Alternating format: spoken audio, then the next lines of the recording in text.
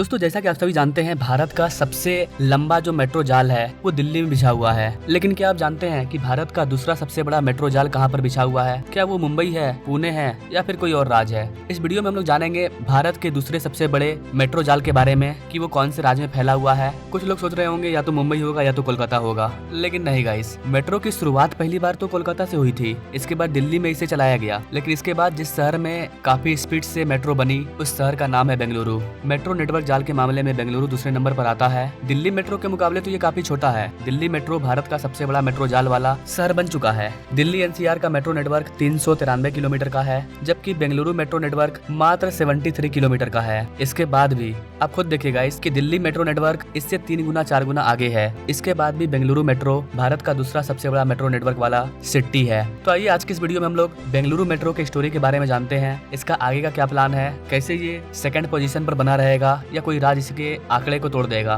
Bengaluru metro दक्षिण भारत का कैसे सबसे बड़ा मेट्रो नेटवर्क बना, आइए पूरी स्टोरी जानते हैं बेंगलुरु मेट्रो की।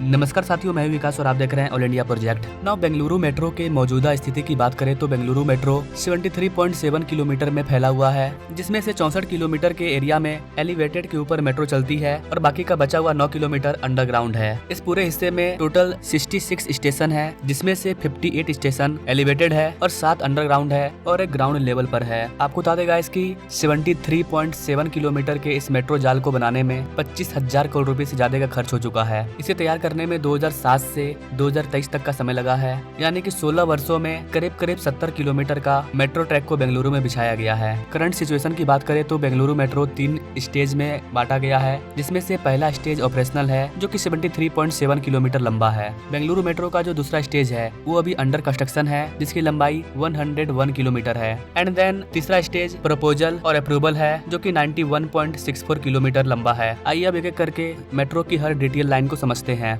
देश के शहरों में पब्लिक ट्रांसपोर्ट को बेहतर बनाने के लिए 2 दर्जन से अधिक नए शहरों में मेट्रो नेटवर्क का विस्तार हो रहा है।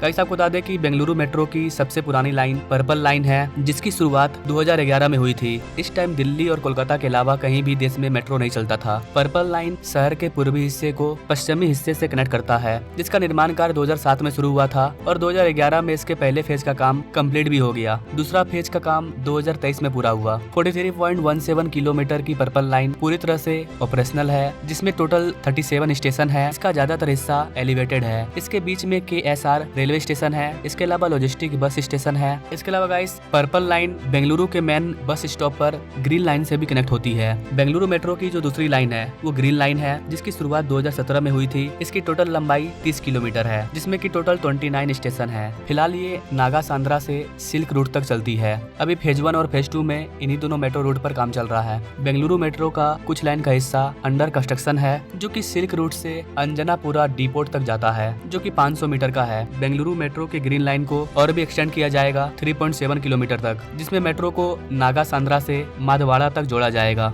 इस 3.5 किलोमीटर के सेक्शन में टोटल 3 स्टेशन होंगे। इसे बनने में ऑलरेडी 5 ईयर की डिले हो चुकी है, लेकिन अब ये बनकर के तैयार हो चुका है, जिसे कि बहुत जल्द आम लोगों के लिए खोल दिया जाएगा। नाउ अब बात करते हैं बेंगलुरु मेट्रो की लाइन 3 की, जिसको की येलो लाइन बोलते हैं। ये अभी अंडर कंस्ट्रक्शन फेज में है, जिसकी लंबाई 19.14 किलोमीटर है। इस रूट में टोटल 16 स्टेशन होने वाले हैं। इस रूट पर काफी तेजी से काम चल रहा है। जून 2023 में इसे पूरा भी होना था, जिसे बाद में बढ़ा करके अगस्त 2024 कर दिया गया और अब 24 भी पार होने वाला है। अभी बोला जा रहा है कि इस साल के आखिरी में ये ओपन हो जाएगा। आपको बता देगा इसकी बेंगलुरु मेट्रो के लाइन 4 को पिंक लाइन भी कहा जाता है, जो कि करीब 21.5 किलोमीटर का होगा, जो कि गोटीगढ़ से नागावाड़ तक जाता है। इसमें टोटल 18 स्टेशन होंगे।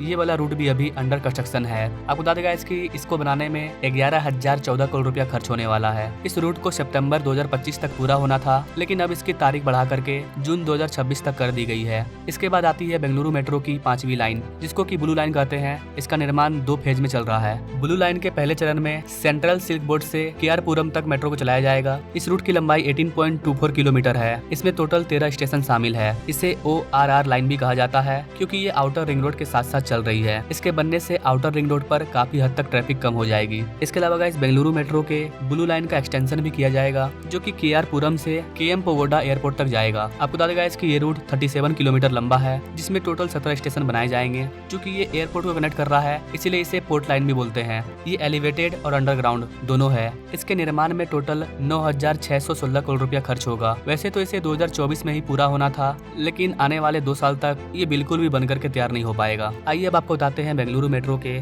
ऑरेंज लाइन के बारे में। ये केप्पापुरा से जेपी नगर तक जाएगा, जो कि 32.15 किलोमीटर होगा। इसमें टोटल 22 स्टेशन को बनाया जाएगा। ये रूट अभी भी प्रपोज है, इसे अभी भी अप्रूवल नहीं मिला है। गाइस आपको बता दें कि बेंगलुरु मेट्रो की 7वीं लाइन को सिल्वर लाइन कहा जाता है, जो कि काडा बागरे से हासाहल्ली तक जाती है। इसकी लंबाई 12.5 किलोमीटर है। इसमें टोटल 9 स्टेशन को बनाया जाना है, इसे भी अभी तक अप्रूवल नहीं मिला है। अब बात करें बेंगलुरु मेट्रो की 8वीं लाइन के बारे में, तो 8वीं लाइन हेब्बाल से शारजापुर तक जाती है, जो कि ओवरऑल 37 किलोमीटर का होने वाला है। इसमें अभी स्टेशन की मार्किंग नहीं की गई है, यानी कि ये भी अभी प्रपोजल लेवल पर है। मौजूदा प्लान के हिसाब से देखें तो 2034 तक बेंगलुरु में अगर इसी तरह से मेट्रो का कंस्ट्रक्शन होता रहा तो बेंगलुरु में आने वाले 2034-35 तक 265 किलोमीटर का मेट्रो जाल फैल जाएगा। अभी हाल ही में प्राइम मिनिस्टर मोदी के कैबिनेट 3.0 के पहले 100 दिन के अंदर बेंगलुरु को 15,000 करोड़ रुपया का मेट्रो बजट दिया गया है। बेंगलुरु में जिस तरह से जनसंख्या बढ़ रही है, जिस तरह से यहाँ पर ट्रैफिक जाम लगती है, उसके हिसाब से यहाँ पर मेट्रो को चलाना काफी ज्यादा इंपॉर्टेंट है। यहाँ पर मेट्रो बनेगा तो मेट्रो को फायदा भी होगा और लोगों को भी फायदा होगा।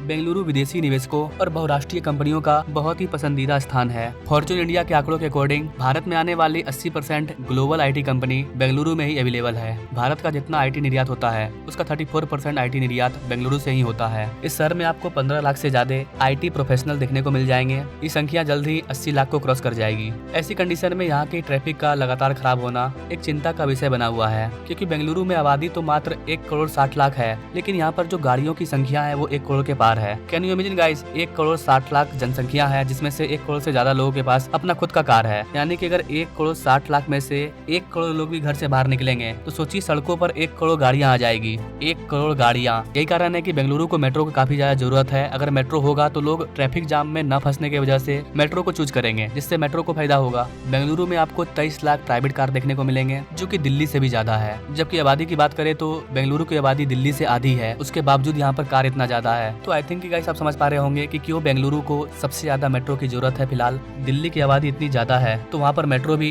बेंगलुरु से 4 गुना ज्यादा है, इसलिए वो अभी कंट्रोल में है और लगातार दिल्ली मेट्रो का विस्तार होते जा रहा है। तो बेंगलुरु में अगर मेट्रो का निर्माण तेजी से नहीं होगा तो बेंगलुरु के ट्रैफिक का हाल और भी खराब हो जाएगा। बेंगलुरु में गाड़ियों की औसत स्पीड मात्र 20 किलोमीटर रह गई है। जुलाई में ये घट करके 18 किलोमीटर रह गई थी, यानी कि 1 घंटे में आप मात्र 18 किलोमीटर का सफर तय कर पाएंगे बेंगलुरु में। इन्हीं बातों को ध्यान में रखते हुए बेंगलुरु मेट्रो का एक्सटेंशन लगातार किया जा रहा है। आज के टाइम में बेंगलुरु का ट्रैफिक दुनिया का सबसे खराब ट्रैफिक बना हुआ है।